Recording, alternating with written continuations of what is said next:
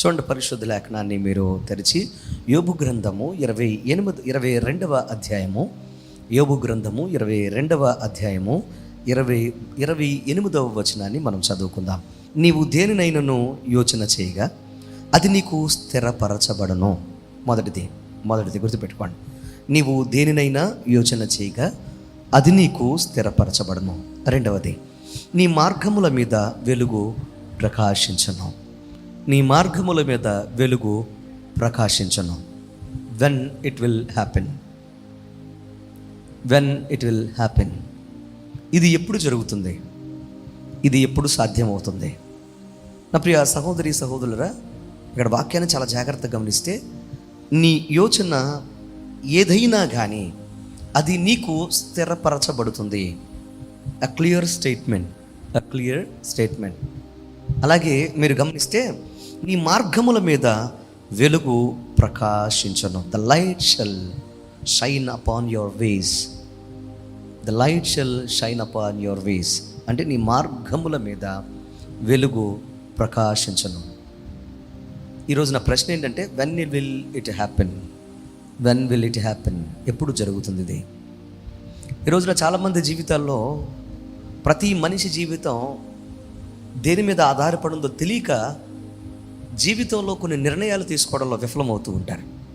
జాగ్రత్తగా అర్థం చేసుకోండి. ప్రతి మనిషి జీవితం దేని మీద ఆధారపడి ఉంటుంది అని అంటే, నీ యోచన మీద, నీ ఆలోచన మీద ఆధారపడి ఉంటుంది. యోచన అనగా నీ యొక్క ఆలోచన. నువ్వు దేన్నైతే ఆలోచిస్తావో అదే నీ నిర్ణయముగా మారుతుంది. ఏదైతే నీ నిర్ణయంగా మారిందో ఆ నిర్ణయమే నీ జీవితంలో నువ్వు దానిని నెరవేర్చడానికి, నువ్వు దాన్ని చేయడానికి ప్రయత్నం చేస్తావు. సో నీ హృదయంలో నుండి, నీ మనసులో నుంచి పుట్టే ప్రతి ఆలోచన నీ భవిష్యత్తు అనే విషయాన్ని నువ్వు గమనించుకోవాలి. ఈ రోజున ఎవరైతే విశాల దృక్పథంతో, ఈరోజు ఎవరైతే ఎత్తైన ఉన్నతమైన యోచన చేయగలుగుతారో వారి జీవితాలు, వారి భవిష్యత్తులు, వారి తరాలు కూడా ఉన్నతంగానూ విశాల దృక్పథంతోనూ ఉంటాయి. ఎవరైతే సంకుచితమైన ఆలోచనలు, అలాగే చిన్న ఆలోచనలో వారు ఆలోచిస్తూ ఉంటారో, యోచన చేస్తూ ఉంటారో, వారి జీవితాలు కూడా ఏం జరుగుతాయి తెలుసా? వారి బ్రతుకులు కూడా అలాగే మారిపోతూ ఉంటాయి. అలాగే వారి జీవితాలు తయారవుతాయి. నా ప్రియ సహోదరి సహోదరులారా, ఈ రోజున మరి మీరు దేన్ని యోచిస్తున్నారు, దేన్ని ఆలోచిస్తున్నారు, దేనిని మీ మనసులో అనుకుంటున్నారు అనే విషయాన్ని మీరు చాలా జాగ్రత్తగా పరిశీలించి పరీక్షించుకోవాలని మీకు మనం చేస్తున్నాను. నీ ఆలోచన ఎంత పెద్దగా నువ్వు ఆలోచన చేయగలిగితే నీ జీవితం అంత పెద్దగాను అంత ఉన్నతంగాను ఉంటుందనే విషయాన్ని గ్రహించుకోవాలి, గమనించుకోవాలి. ఈరోజు నా ప్రియ తమ్ముడు, చెల్లి, ప్రియ సహోదరి సహోదరులారా, ఉన్నతమైన ఆలోచనలు ఎప్పుడు మనలో పడతాయి? చెప్పాలి. ఉన్నతమైన ఆలోచనలు ఎప్పుడు మనలో పడతాయి?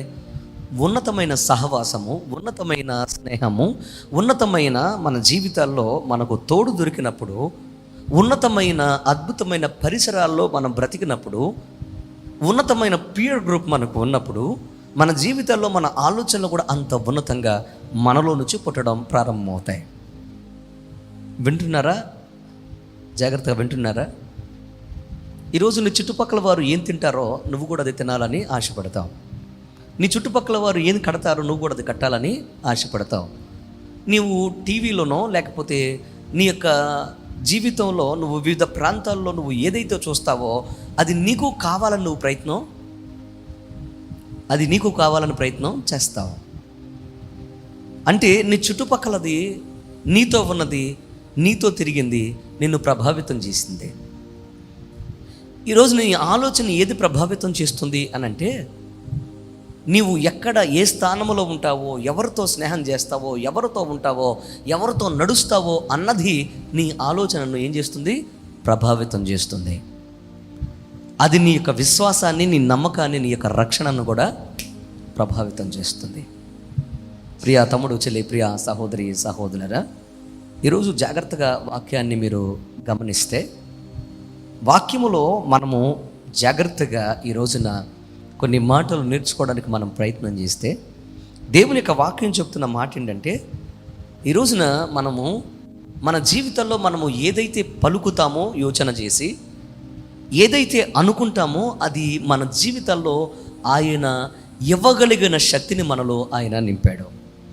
దేవునికి స్తోత్రం చెప్పండి. హల్లెలూయా.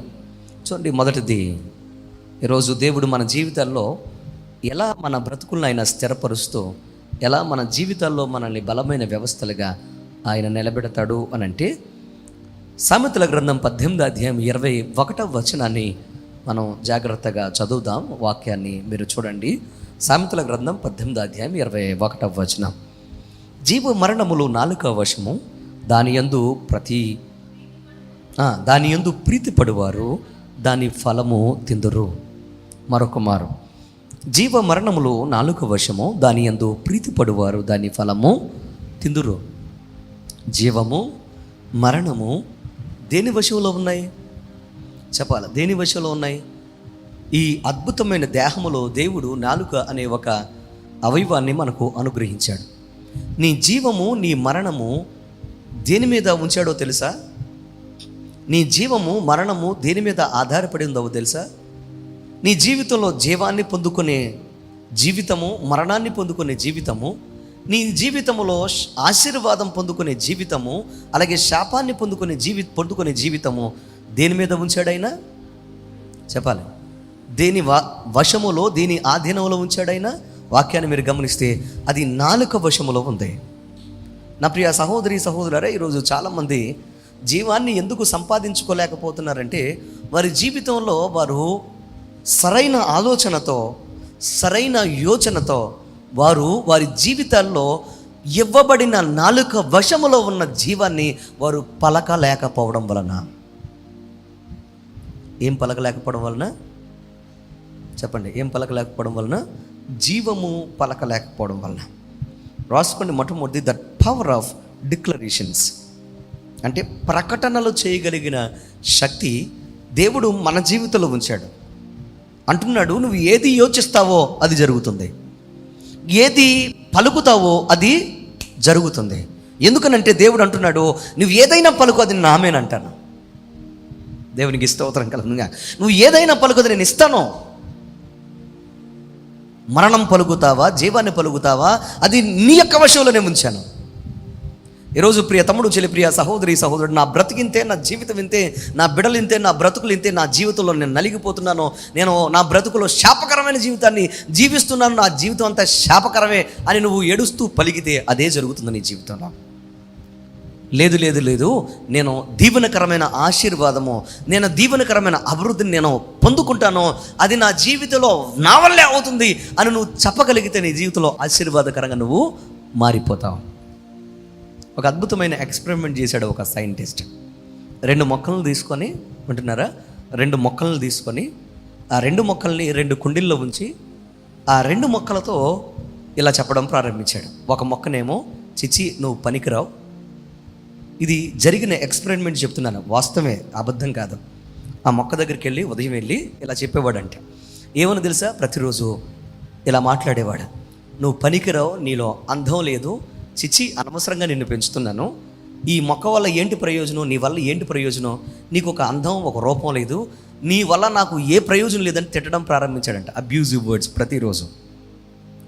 ఇంకొక మొక్క దగ్గరికి వెళ్ళి, అదే సైంటిస్ట్ ఇంకొక మొక్క దగ్గరికి వెళ్ళి, అబ్బా నువ్వు ఎంత అందంగా ఉన్నావు, నువ్వు ఎంత బాగా పెరుగుతున్నావు, నువ్వు ఎంత అందంగా తయారవుతున్నావు, నీ యొక్క ప్రతి ఆకు కూడా ఎంత అందంగా ఉంది, నేను నీ వల్ల ఎంతో సంతోషిస్తున్నాను, నీ ఎదుగుదల వల్ల ఖచ్చితంగా నువ్వు చాలా అభివృద్ధి అవుతావు, నువ్వు అందమైన పుష్పాలు పోస్తావు, నీ యొక్క రూపం వల్ల, లేకపోతే నీ యొక్క అందం వల్ల నేను ఎంతో ఆనందపడుతున్నానంటే, అలా ప్రతిరోజు చెప్పడం వల్ల ఏం జరిగింది తెలుసా?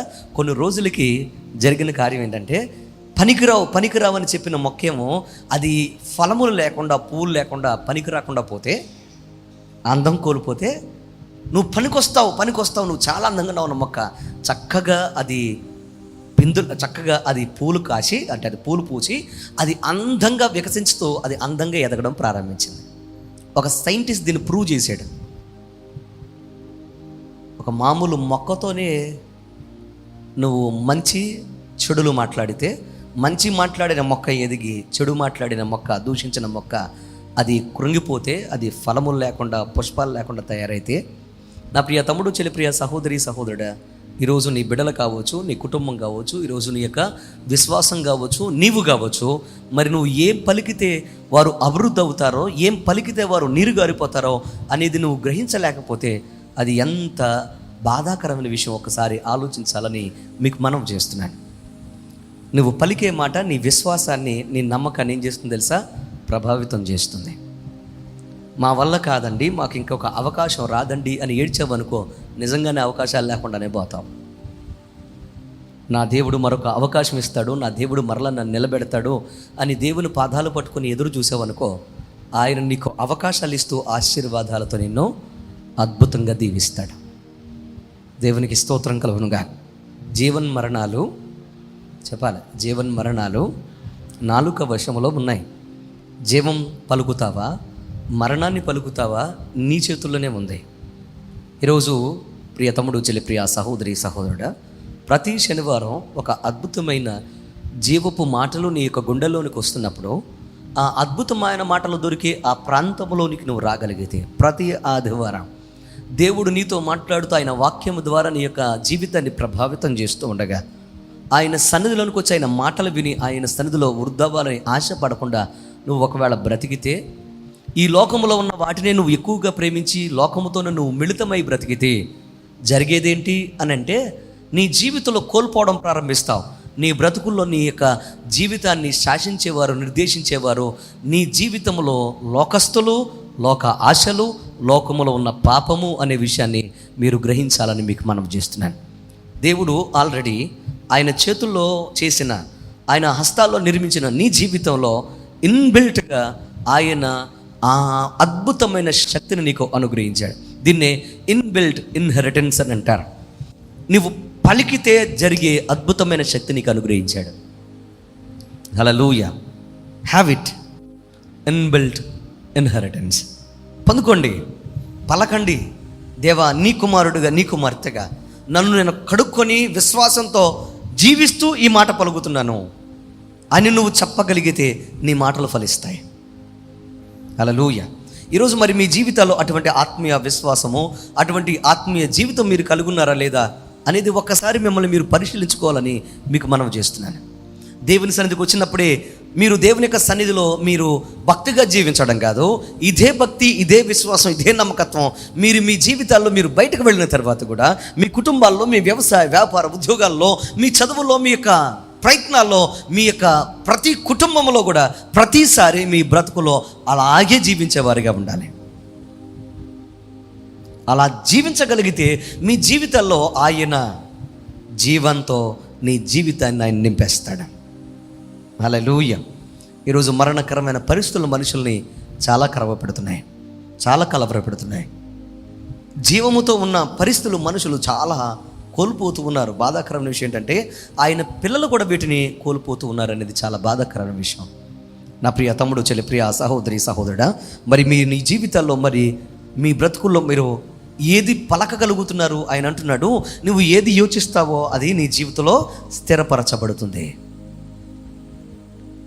ఇప్పుడు మీరు మంచిని యోచిస్తున్నారా? గొప్ప ఉన్నతమైన ఆశీర్వాదాలని మీరు ఆలోచించగలుగుతున్నారా? దానిని మీరు పలకగలుగుతున్నారా? ఒక్కసారి ఆలోచన చేయండి. నాదొక ప్రశ్న, నన్ను చూడండి ఒకసారి. ఈ ఉదయకాలం నుండి, అంటే ఉదయం పొద్దున్నే మీరు 6 గంటలకు లేచిన వాళ్ళు ఉంటారు, 5 గంటలకు లేచిన వాళ్ళు ఉంటారు, అలాగే 7 గంటలకు లేచిన వాళ్ళు ఉంటారు, దేవుని కృపను బట్టి 9, 10, 11 గంటలకు కూడా లేచిన వాళ్ళు ఉంటారు. సరే, మీరు ఎప్పుడు లేచిన దగ్గర నుండి మీరు మీ జీవితంలో ఏమి ఆలోచించారు? ఏదైనా ప్రయోజనకరమైనది ఆలోచన చేశారా? ఏం పలికారో? విశ్వాసంతో ఏదైనా పలికారా? చెప్పండి, విశ్వాసంతో ఏమైనా పలికారా? మాట్లాడలేదు ఎవరు. విశ్వాసంతో ఏమైనా పలికారా? విశ్వాసంతో పలికారా? అంటే యోచన సరిగా లేదు, అలాగే మీరు అధికారంగా ఏది ప్రకటన చేయలేకపోయారు. So the power of declarations, ప్రకటనల శక్తిని దేవుడు మీకు ఇచ్చాడు. పలకండి. ప్రకటించగలిగిన శక్తిని మీకు ఇచ్చాడు. ఏం చేయాలి? మీరు ప్రకటించండి. మీరు అలా చేయగలిగితే మీ జీవితంలో మీ నోటి మాట ద్వారా వచ్చే జీవాన్ని మీరు అనుభవించేటట్టుగా చేస్తాడు. నీ మోటి మాటల ద్వారా వచ్చే మరణాన్ని మీకు ఆయన దూరం చేస్తాడు. హల్లెలూయా. చెప్పాలి బిగ్గరగా హల్లెలూయా. సో ఎప్పుడు ఏం పలకాలి విశ్వాసులుగా? చెప్పండి, విశ్వాసులుగా ఏం పలకాలి? చాలాసార్లు ఈ మాటలు చెప్తూ ఉంటాను, సచ్చినోడని పలకండి. అర్థమైందా? వీళ్ళ సొంటలు, దరిద్రులు, వీళ్ళ పనికిరానోళ్ళు అని పలకకండి. మీ వారిని, మీ పిల్లల్ని, లేదా మిమ్మల్ని మీరు తిట్టుకోకండి. నేను ఒక దరిద్రాన్ని అని అనుకోకండి. నేను ఒక దురదృష్టాన్ని అని అనుకోకండి.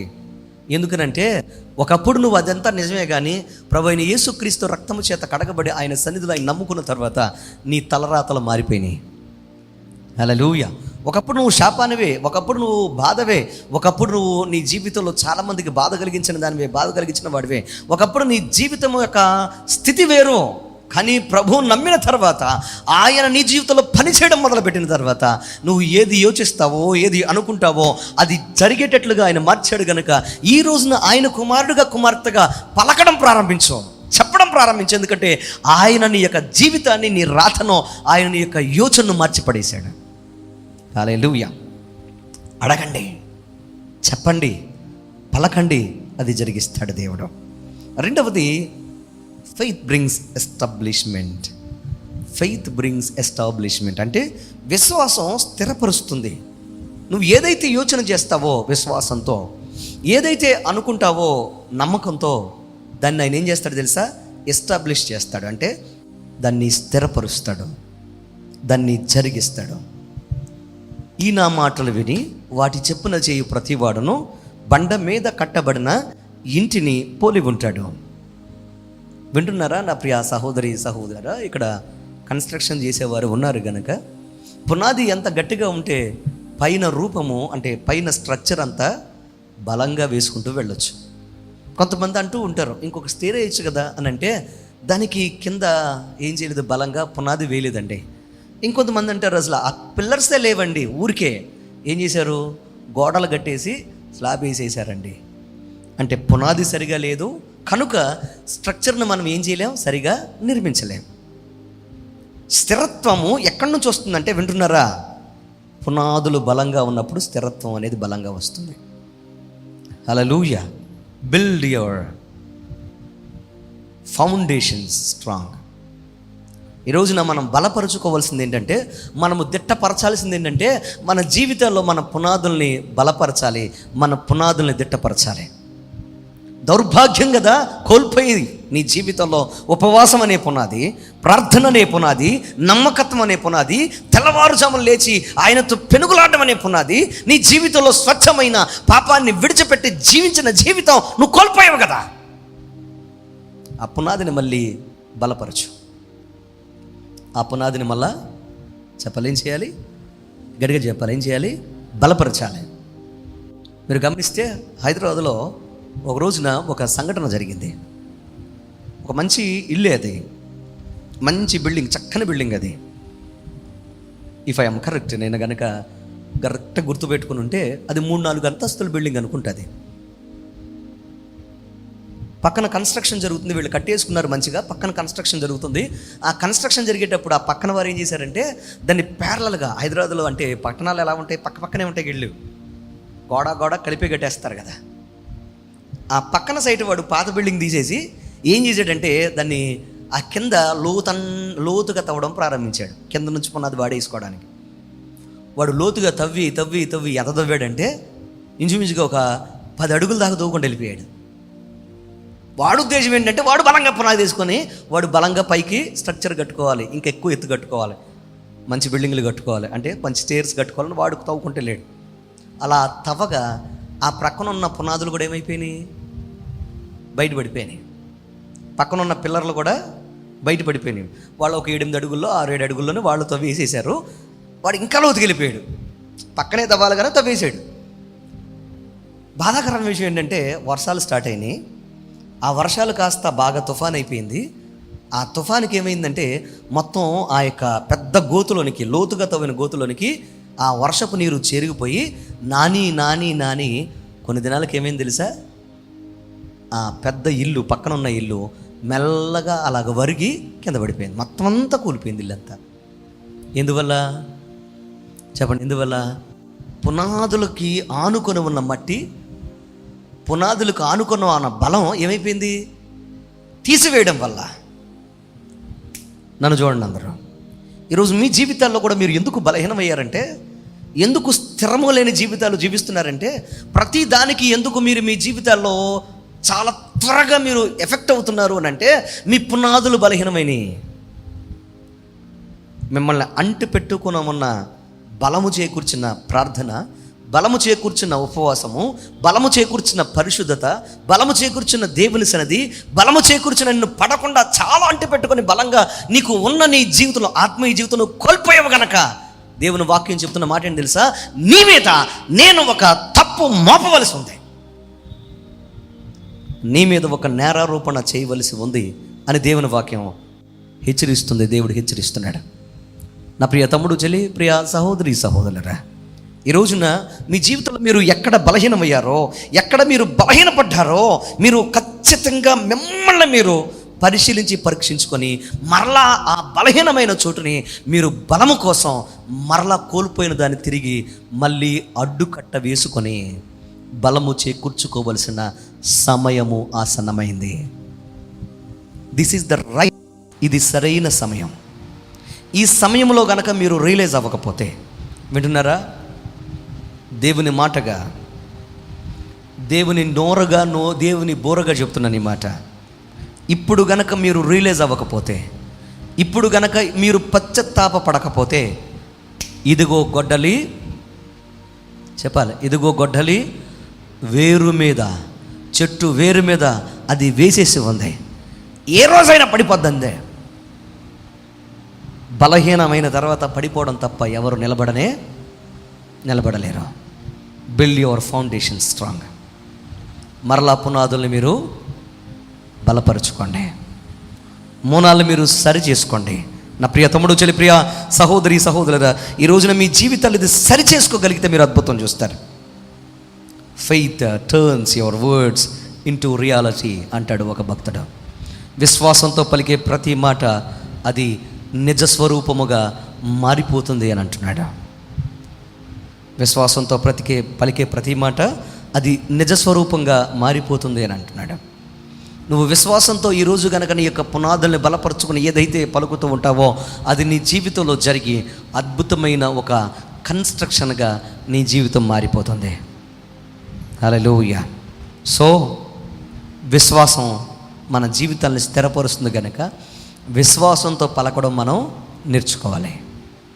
మూడవది, చివరిది, దేవుని వాక్యం చెప్తున్న మాట ఏంటంటే, ఇవన్నీ మీ జీవితంలో జరిగితే, ఇవన్నీ అనంటే, మీరు గనక దేవుని యొక్క సన్నిధికి వచ్చి మీరు విశ్వాసంతో మీరు పలుకుతూ ప్రకటన చేస్తూ మీరు ఎప్పుడైతే స్థిరంగా విశ్వాసంలో ఉండి మీరు ఆయన పాదాలు పట్టుకుంటూ మీ యొక్క పునాదులను సరి చేసుకుంటూ ఎప్పుడైతే ముందుకు సాగుతారో అప్పుడు జరిగే కార్యం ఏంటి తెలుసా?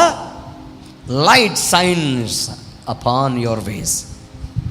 లైట్ షైన్స్ అపాన్ యువర్ వేస్ అని అంటున్నాడు. అంటే నీ మార్గములపై ఆయన వెలుగు ప్రకాశిస్తుంది. దేవునికి స్తోత్రం చెప్పండి. హల్లెలూయా. అంటే నీ మార్గము అంటే నీ పని, నీ వ్యవసాయము, నీ వ్యాపారము, నీ ఇల్లు, నీ భవిష్యత్తు, నీ చదువు, నీ యొక్క కెరీర్ అన్నిటి మీద ఏం ప్రకాశిస్తుంది? చెప్పాలి, ఏం ప్రకాశిస్తుంది? వెలుగు ప్రకాశిస్తుంది. ఈ రోజున దేవుని మందిరానికి రాకుండా చాలామంది ఏం చేస్తున్నారు? చెప్పండి, ఏం చేస్తున్నారు ఈ సమయంలో? పాసిబిలిటీ చెప్పండి కాసేపు. ఈ సమయంలో ఏమేమి చేయొచ్చు చెప్పాలి. వర్షం పడుతుంది కనుక ఏమేం చేయొచ్చు? ఈరోజు ఈ సమయంలో వర్షం పడి వెలిసింది ఏం చేయొచ్చు? కారంగా పకోడీ తినవచ్చు, కారంగా ఏదైనా కూర వండుకొని మటనో చికెనో ఏదోటి వండుకొని తినచ్చు, గారెలు వేసుకొని తినచ్చు. ఆ కార్యక్రమం ఇంచుమించుగా 9 అవుతుంది కనుక ఒకవేళ పూర్తి చేసి ఉంటే తర్వాత ఏం చేసి ఉండొచ్చు? ఏం చేసే అవకాశం ఉంటుంది ఈ టైంలో? సహజంగా 8 నుంచి 9:30 మధ్యలో ఏం చేస్తారు మీరు? చెప్పండి. మాట్లాడట్లేదు ఎవరు? మంచి బలమైన సీరియల్ చూసే బలమైన అలవాటు ఉన్న వాళ్ళు అయితే బలంగా ఏం చేస్తూ ఉంటారు? చెప్పాలి, అద్దాలు పగిలిపోయేటట్టుగా ఏం చేస్తారు? సీరియల్ ఒకదాని తర్వాత ఒకటి మాట్లాడాలి, చూస్తూ ఉంటారు. మళ్ళీ సీరియల్స్ మధ్యలో కాలక్షేపం కోసం బఠానీలో సీరియల్స్ కోసం మధ్యలో కాలక్షేపం కోసం చెప్పండి ఏంటవి, కారంగా ఏదోటి పెట్టుకొని ఈ మంచి ఈ యొక్క చల్లని వెదర్లో చిల్ అవుతూ ఉంటారు సహజంగా, అంతేనంటారా? అవునా కదా? ఒకవేళ సినిమాలు వస్తే ఇంకొంచెం బలంగా ఏం చేస్తారు? ఎక్కడ స్థిరంగా కూర్చున్న సోఫానో, స్థిరంగా కూర్చున్న స్టూల్నో, స్థిరంగా కూర్చున్న చైర్ను పట్టుకొని కదలకుండా దేని మీద స్థిరపడ్డారు? మాట్లాడాలి. మీరు కూర్చున్న దాని మీద కదలకుండా కూర్చొని చూస్తూ ఉంటారు. అవునంటారా కాదంటారా? కొంతమంది మగవాళ్ళకి అంటే పురుషులకి ఈ సీరియల్ చూడడం ఇష్టం లేక వీళ్ళు ఎలాగూ ఛానల్ మార్చరో, దౌర్భాగ్యం ఒకటే టీవీ కొన్నాం అని వీళ్ళు ఏం చేస్తారు, అవకాశం లేని వాళ్ళు ఇంటి బయట కూర్చోవడమో, లేకపోతే బయటికి వెళ్ళి ఏదైనా దెమ్మల మీద కూర్చోవడమో, లేకపోతే సరదాగా బండి వేసుకొని అటు బయట తిరగడమో. అవునా కదా? మనకి ఎలాగూ రిమోట్ దొరకదు, అనవసరంగా మనం ఎందుకు పోరాటం, ఆ పోరాటం 10 గంటల తర్వాత చేద్దాంలని ఏం చేస్తారు చాలామంది. అంటే ప్రతి ఇంట్లో జరిగే తంతిదే అనుకుంటున్నాను నేను. అవునంటారా కాదంటారా? అంతే కదా. ఇప్పుడు అందరూ టీవీలు పోరాటం జరుగుతూ ఉంటుంది, లేదా తిండి పోరాటం జరుగుతూ ఉంటుంది, లేకపోతే బజారు పోరాటం జరుగుతూ ఉంటుంది. మరి ఇక్కడేం జరుగుతుంది? What is happening here? ఇక్కడేం జరుగుతుంది? ఇక్కడ దేవునితో పోరాటం జరుగుతూ ఉంది, ఇక్కడ సమస్యలతో పోరాటం జరుగుతూ ఉంది, ఇక్కడ బ్రతుకు పోరాటం జరుగుతూ ఉంది, ఇక్కడ విశ్వాస పోరాటం జరుగుతూ ఉంది, ఇక్కడ జీవితం గురించిన పోరాటం జరుగుతూ ఉంది, ఇక్కడ పరలోక పోరాటం జరుగుతూ ఉంది. మరి మనం ఎందులో ఉన్నాము? మరి మనం ఎందులో చెప్పాలి ఉన్నాము?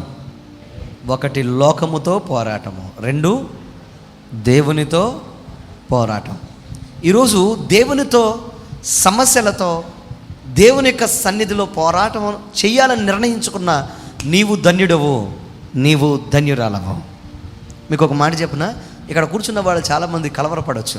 ఏంటండి సంఘం ఎలాగవుతుంది, ఏంటండి మా కుటుంబం ఎలాగవుతుంది, ఏంటండి మనవాళ్ళందరూ ఇలా దిగజారిపోతున్నారు, ఏంటండి ఎక్కడ చూసినా కానీ ఇలాగైపోతున్నారండి అని మీకు అనిపించవచ్చు. ఆ వేదన ఉండడం మంచిదే, కానీ ఒక మాట చెప్తాను వినండి. వాక్యాన్ని బలంగా చదివిన వాళ్ళకు ఒక విషయం అర్థమైపోతుంది. యేసు ప్రభువు చాలా క్లియర్గా చెప్పారు, పరలోక మార్గము ఇరుకైనది, పాతాళ మార్గము విశాలమైనది. ప్రపంచాన్ని ముంచిన ప్రళయంలో కాపాడబడింది, చెప్పాలి బిగ్గరగా, ఒక్కడే, అతని కుటుంబం మాత్రమే. రేపు పరలోక రాజ్యమును ఎదుర్కొనేది కూడా చెప్పండి సిద్ధపాటులో ఉండి ఆయనతో ఆయనతో పోరాడాలి అని ఆశతో దేవుని పాదాలు పట్టుకుంటూ ఎవడొచ్చినా ఎవడు రాకపోయినా, ఎంతమంది ఉన్నా ఎంతమంది లేకపోయినా నేనుంటే చాలు ఆయన నన్ను చూస్తున్నాడని ఆశతో పోరాడని నీవే రేపు పరలోక రాజ్యంలో ఉంటావు. గుంపులు కాదో నాణ్యమైన వారే పరలోకంలో. గుంపులు రారు, వింటున్నారా? గుంపులు దేవుని యొక్క సన్నిధికి రాలేకపోతారు. బుద్ధి కలిగిన వారే పరలోక రాజ్యాన్ని చెప్పాలి ఎదుర్కొంటారు. దేవునికి స్తోత్రం చెప్పండి. హల్లెలూయా.